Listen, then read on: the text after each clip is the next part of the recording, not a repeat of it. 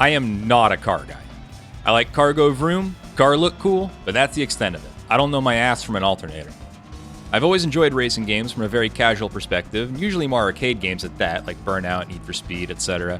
Whenever I do venture into a game like this, in the past I've essentially refused to do any kind of tuning due to lack of understanding and lack of patience. My general line of thinking has always been that it's incredibly unlikely that I am capable of devising better settings than however the car came from the factory. I'll buy upgrades that instantly slap on, but tweaking any values has always been a non-starter for me. I always thought if I messed with anything, I would just be defacing fine engineering and converting it to inoperable garbage. Today, I was floundering my way through races as usual, and was working through the Trans-American Championship with a Corvette C7 I had been using previously when required to use an American car. I was repeatedly having trouble with understeer and sliding off the track, due in part to the fact that my strategy up until this point has just been to brute force races with sheer horsepower. The lack of any power point limit makes it really easy to abuse the lobotomy patient tier AI and just activate ludicrous speed through straightaways and gain ground every lap. But in this instance, my boundless hubris finally caught up to me, and my untuned Corvette with a jet engine strapped to the back of it was becoming unwieldy. In an unprecedented turn of events, I decided to turn my brain on and put forth a modicum of effort to go adjust some settings. I lowered the car a little bit because I have the basic understanding that lower center gravity equals more turn good. I read the little tooltips as well and adjusted the sway bars to reduce understeer. I was floored at the difference it made immediately after. I went on to continue borderline cheating my way through that championship in my 800 horsepower death trap and was satisfied.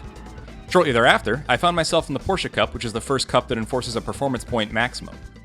I flirted with the idea of going for soft racing tires, but I had already committed to several irreversible engine mods on my only Porsche and didn't want to spend the money on a new engine or a new car, and the tires were so good it was pushing me over the limit no matter what. Thankfully, the kindly old man from the Shutterstock Basic Old Guy collection was able to explain everything I needed at the tuning shop. Through several iterations, I installed some lower grade parts and dumpstered my power with the ECU tuning and the power constrictor. No matter what I did, I was always too slow and was still sliding around the track like 007 himself had always slicked the corner. Let's give our guest the slip, shall we? Hold on.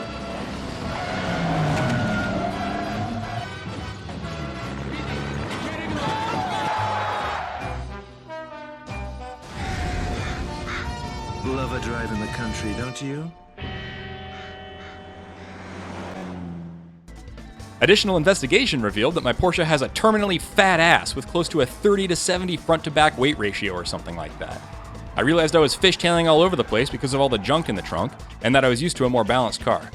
I checked out the Toyota 86, which I drive in real life and have been enjoying in the game, because I knew one of the key points of that car is its balanced center of gravity. Lo and behold, it's nearly a 50-50 split. So naturally, I shit all over Porsche's design and engineering legacy and add 440 pounds of weight to the front of the car. I'd have done more if it would have let me. Don't at me.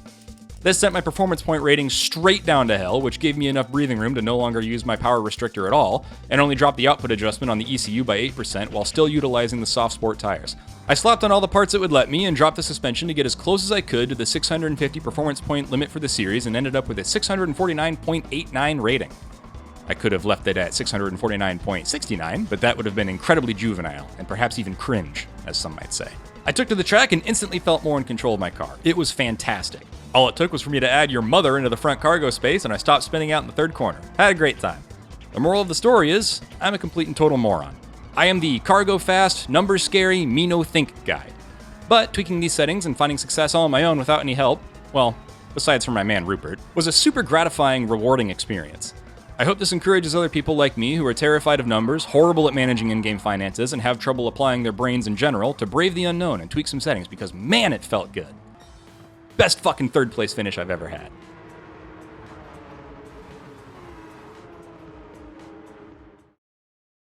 Thanks for watching. I hope you enjoyed the video. I assure you I hate this call to action stuff just as much as everybody else, but hey, it's what you do. If you're interested, I'm streaming on Twitch at twitch.tv/VerboseToast.